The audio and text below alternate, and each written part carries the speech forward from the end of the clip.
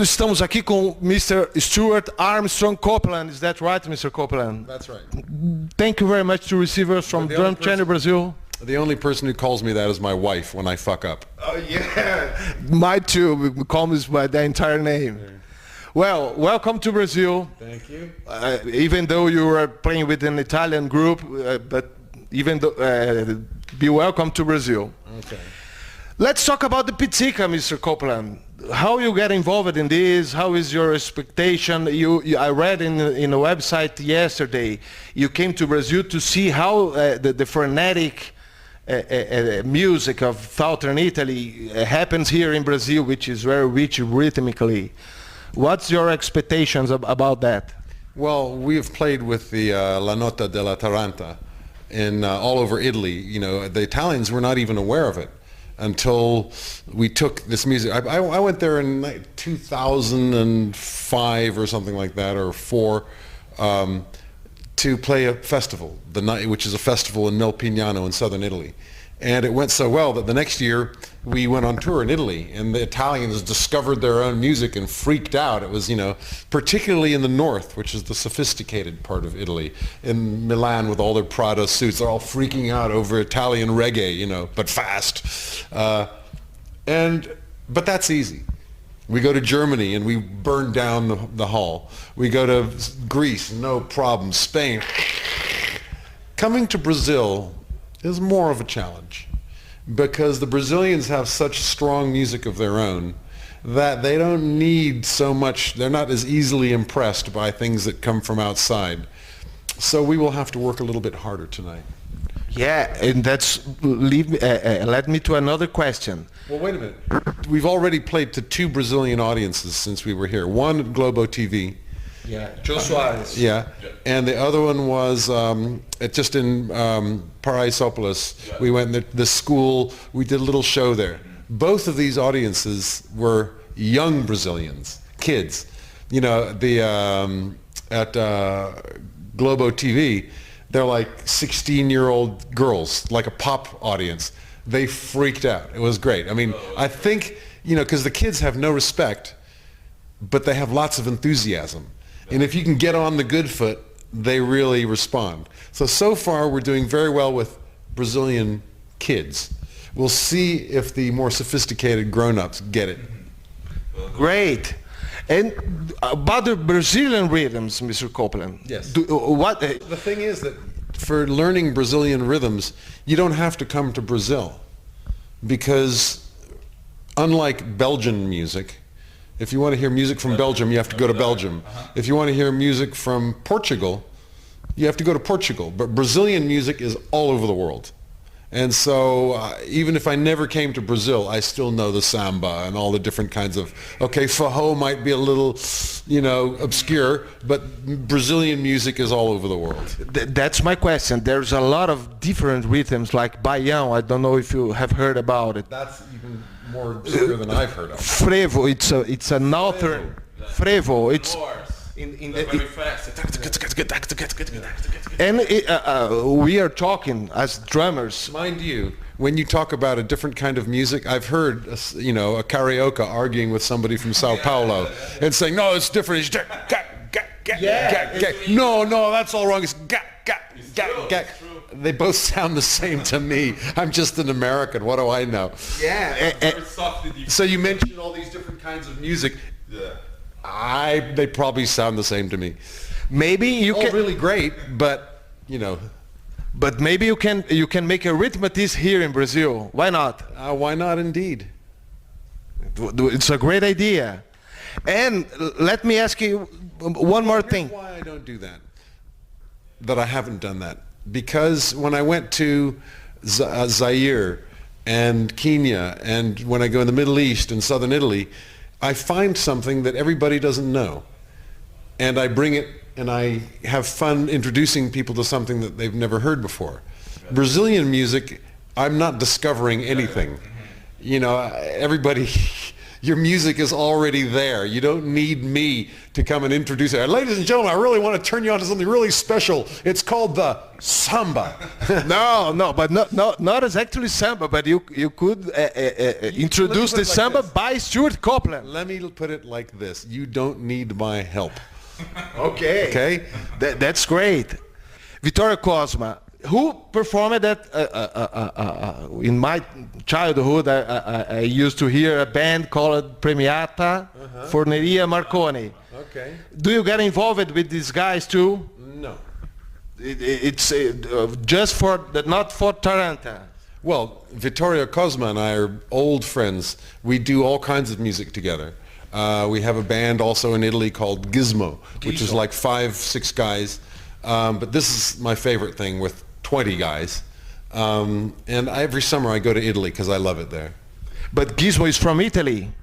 Well, the bass player is from Cameroon, the drummer's from California, the guitarist usually, there's 2 different guys we use from America. So, but we play in Italy. And it's a world music, it's a sort of... I guess.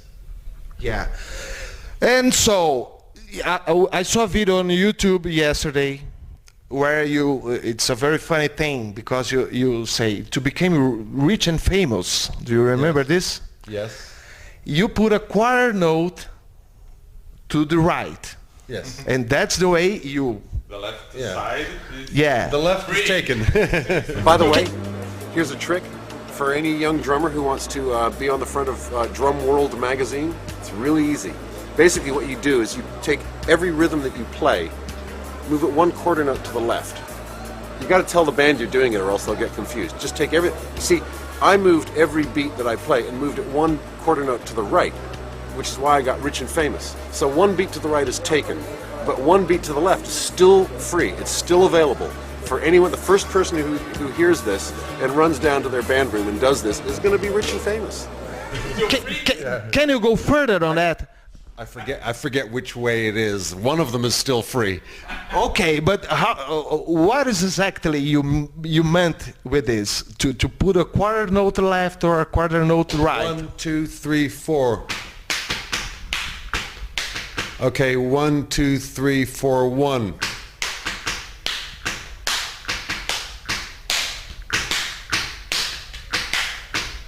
That's 1 to the right. So 1, 2, 3. 1 becomes 2, or 2 becomes 1. so Really easy. But you have to tell the band, because they'll hear, well, what's going on, and they'll all move over. You have to, no, stay there. Stu, what's your plan to the future in music? To work with band, to work to some tracks, to composer, to produce? Well, I have lots of different things. For the last 20 years, I've been making music for movies, but I'm out of that business now. are you out? Yeah, I love the work, but I hate the business. The business is a rat race. And so I have lots of different things. Sometimes I write music for other people to play, for orchestra. I did a concerto for gamelan and full orchestra in Dallas. Sometimes I write opera for the Royal Opera in London. You know, sometimes I'm Mr. Composer guy. I make music for other people to play. Sometimes I just jam in my studio. I have friends come over. Danny Carey and Neil Peart came over one day, and we just played and played and played. And I cut the recordings, and I added a little guitar, a little bass, and little horns and stuff, and make some tracks. You can find them. It's called. You can look for it on YouTube under either Carey, Claypool, Copeland, Peart at the Sacred Grove. Wow, let's see this. 1, 2, 3, 4.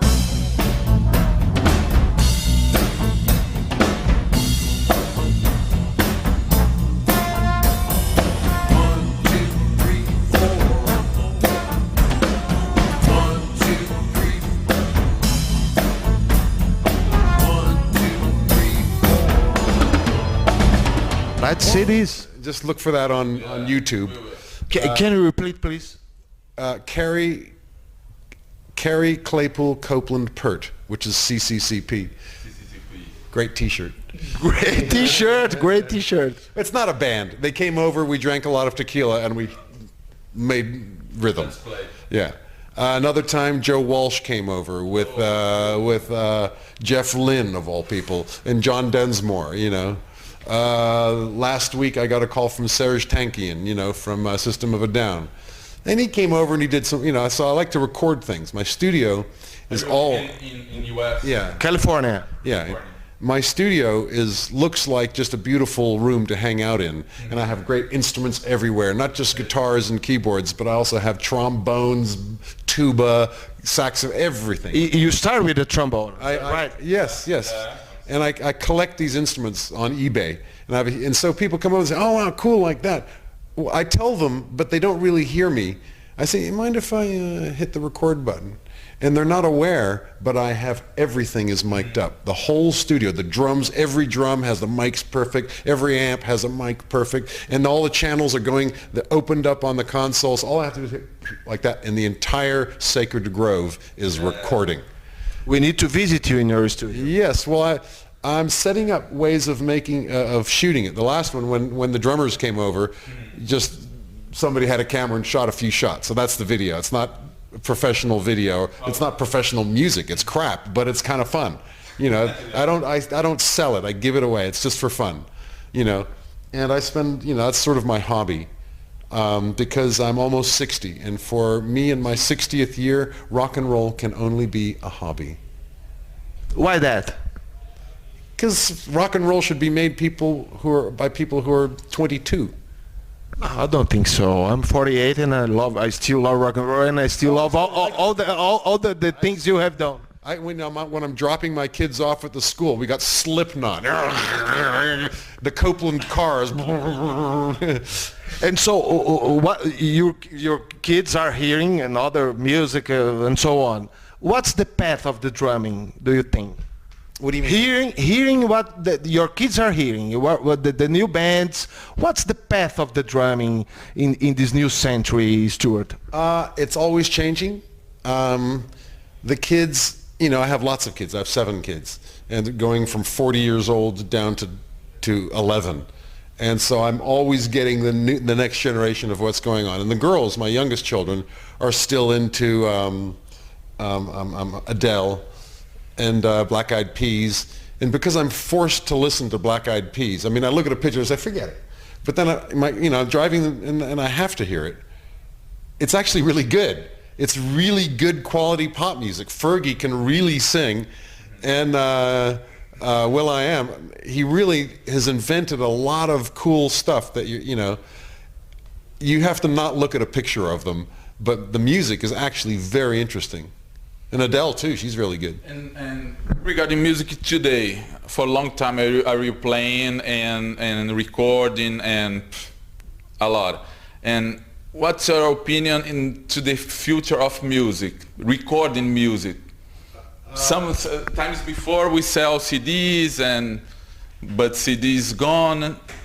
Well, my children only buy one song at a time, and they usually find it on YouTube. A friend says, "Hey, check this out," and it's a video or something. Sometimes they hear it on the radio, but it's always one song, and they don't care about the other songs. They only listen to it on a laptop speakers or in a little crap earphone. I mean, they don't care about the fat sound that I've been trying to record all my career to make it bigger and fatter and heavier. They don't care. But where's music going? It's become extremely democratic, that any kid can make the music now. It's hard to appreciate how in olden times, if you wanted to make a record, you had to go to the company. The record company has to hire a very expensive studio. You cannot do it on yourself. Mm-hmm. You have to have the corporation to get permission to spend all that money. Not true anymore. You can make the music at home on GarageBand. When you sell the music, also, it's very democratic. You can put it on MySpace or YouTube, or you release it your iTunes. It's free. You send it out there. Mm-hmm. The problem is to have a huge hit is much, much less democratic. It's all about the big company that buys your position on radio. And it's not like in the days of the Police when we could just tour the country and we come to the radio station and we, please play our record. They come to the concert, they become, oh, that's great. They go back and that doesn't happen anymore. It's all business. Way in New York, high in a tower in New York, they cut a big check and Adele gets played, you know. And so to have a big hit is less democratic, but to make music is more democratic. I prefer it this way. I prefer that anybody can make music because music started out non-specialty. And in Brazil, you understand this because, you know, everybody plays something. Last night I was walking the streets of Sao Paulo and there's music coming out of it. In one bar, there's 5 drunk guys. And